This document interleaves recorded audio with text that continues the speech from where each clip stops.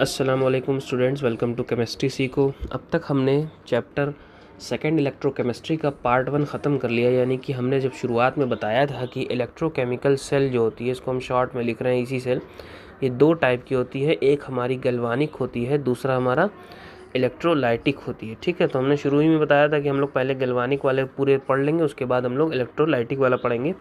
तो galvanic cell last video में पूरी तरह से कंप्लीट हो गया है। अब इस वीडियो से हम लोग शुरू करेंगे इलेक्ट्रोलाइटिक सेल के बारे में। ठीक है, गैल्वानिक सेल में ख़ास बात क्या थी कि ये केमिकल एनर्जी को इलेक्ट्रिकल एनर्जी में कन्वर्ट कर रहा था। इलेक्ट्रोलाइटिक सेल में ख़ास बात यह है कि ये इलेक्ट्रिकल एनर्जी को किस में कन्वर्ट करेगा, केमिकल एनर्जी में। तो दोनों अपोजिट तरह से वर्क करते हैं। तो यहाँ से हम लोग शुरू करते हैं इलेक्ट्रोलाइटिक सेल के बारे में।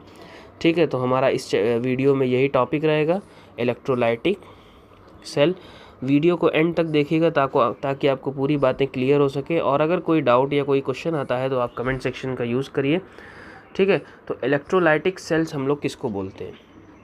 इलेक्ट्रोलाइटिक सेल हम लोग उस डिवाइस को बोलते हैं जिसका इस्तेमाल किया जाता है इलेक्ट्रिकल एनर्जी को कन्वर्ट करने के लिए, केमिकल एनर्जी में।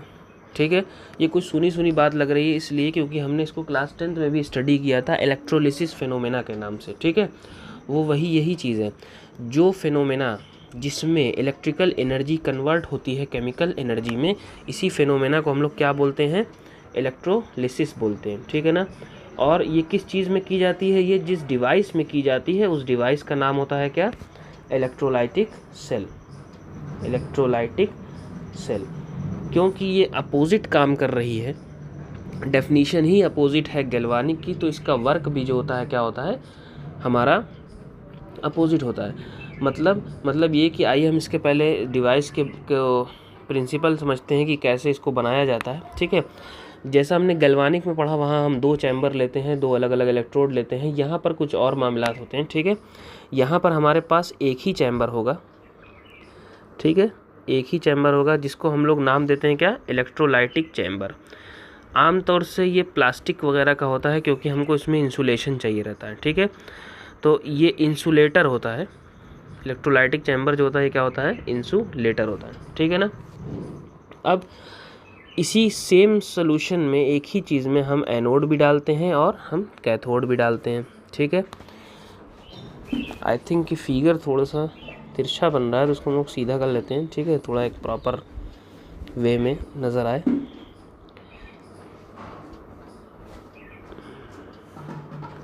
ये हो गया हमारा कैथोड। ठीक है, ये हमारा क्या हो गया? एनोड। और ये हो गया हमारा क्या? कैथोड। अब इसमें कुछ चेंजेस आएंगे, उसको हमको समझना पड़ेगा। ठीक है ना। चलिए, हम लोग जैसे प्रीवियस पढ़ा कि हम लोग इसको डिप करते थे किस में? इसी जो भी हम इलेक्ट्रोड इस्तेमाल कर रहे हैं उसी के मेटल सॉल्ट के सोल्यूशन में। यहाँ पर हम लोग किसका इस्तेमाल करते हैं? यहाँ पर हम लोग इलेक्ट्रोलाइट का इस्तेमाल करते हैं। ठीक है ना।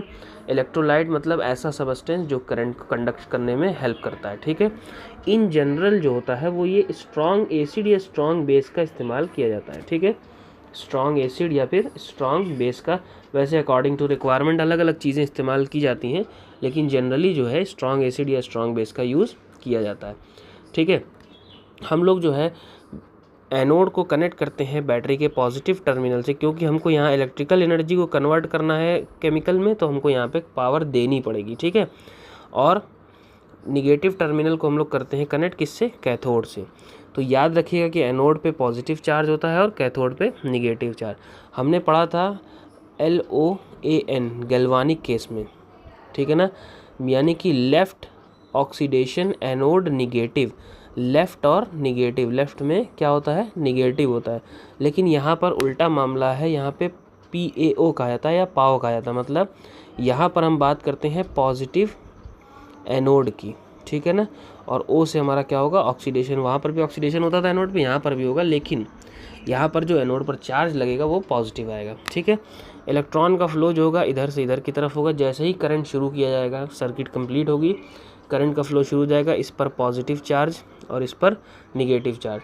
उसका रिजल्टेंट ये होगा कि इलेक्ट्रोलाइट है तो इलेक्ट्रोलाइट में एक एनायन होगा और एक कैटायन होगा, जिसको हम लोग एनायन को ए से दिखाते हैं, ठीक है, और कैटायन को सी प्लस से दिखाते हैं, ए माइनस और सी में। ए माइनस का मतलब एनायन, ठीक है, और सी प्लस का मतलब कैटायन।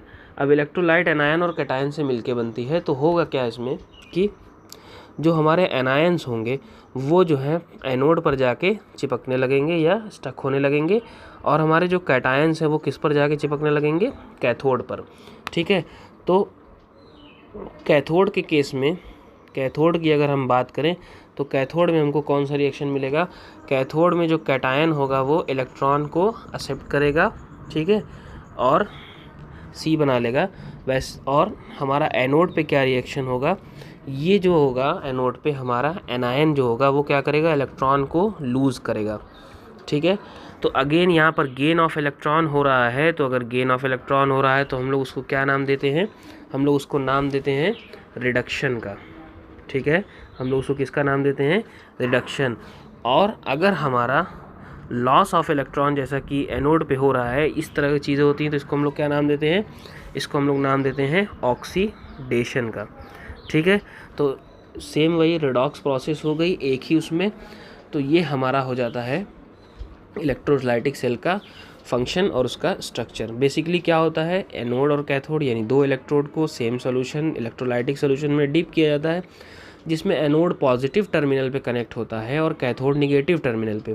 जब करंट का फ्लो स्टार्ट होता है तो एनायंस जो सोल्यूशन में या इलेक्ट्रोलाइटिक सोल्यूशन में होते हैं वो एनोड पर जाके चिपकने लगते हैं, और कैथोड पे हमारा कैटायंस जाके चिपकने लगता है। तो कैथोड पे हमारी जो प्रोसेस हो रही होती है उसमें गेन ऑफ इलेक्ट्रॉन होता है जो कि रिडक्शन कहलाता है, और हमारा जो एनोड होता है उस पर लॉस ऑफ इलेक्ट्रॉन हो रहा होता है, और इसको हम लोग ऑक्सीडेशन बोलते हैं, ठीक है। तो ये हमारी इलेक्ट्रोलाइटिक सेल है जो कि कुछ इस तरह से वर्क करती है, ठीक है। अब जब ए माइनस और सी प्लस जाके इलेक्ट्रोड से चिपक रहे हैं, एनायन और कैटायन इलेक्ट्रोड से चिपक रहे हैं, तो इसका मतलब कुछ ना कुछ प्रोडक्ट जो बनेगा, उसके बाद जो रिजल्टेंट प्रोडक्ट बनेगा उसमें कुछ ना कुछ चेंजेस आएगा, ठीक है। उन चेंजेस को हम लोग नेक्स्ट वीडियो में पढ़ेंगे, क्योंकि वो बहुत इंपॉर्टेंट चेंजेस हैं और उससे क्वेश्चंस भी आते हैं, ठीक है, और इससे हम लोग प्रोडक्ट को भी प्रेडिक्ट करेंगे, ठीक है। सो इस वीडियो में बस इतना ही, ये इंट्रोडक्टरी वीडियो था। नेक्स्ट वीडियोज़ में हम लोग और चीज़ डिस्कस करेंगे। Thank you.